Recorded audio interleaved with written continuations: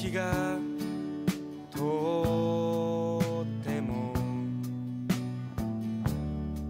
素敵じゃないの。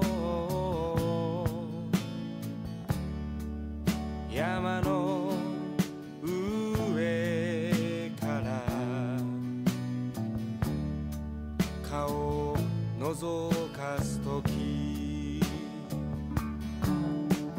まるで優しい女の隠れ家みたいに朝まで起きていたいや。二人なら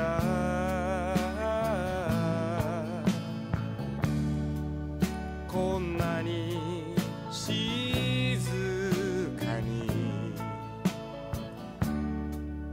いられるなら、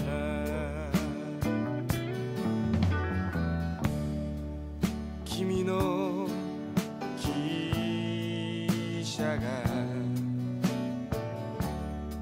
迷ってるじゃないの。僕から遠く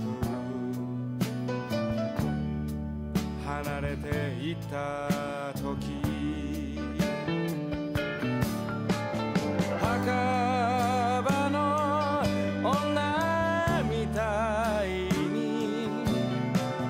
悲しそうに、そんなに遠いんじゃ何も見えやしないさ。こんなに君を探しているのに。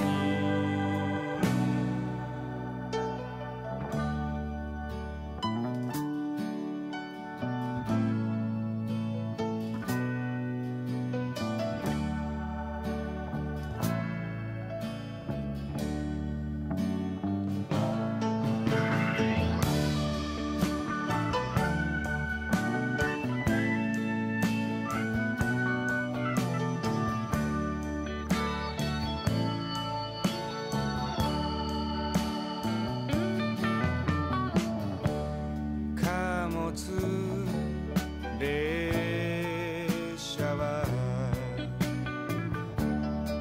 素敵じゃないの。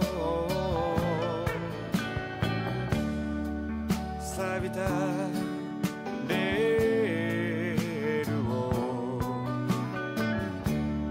またいでいる時、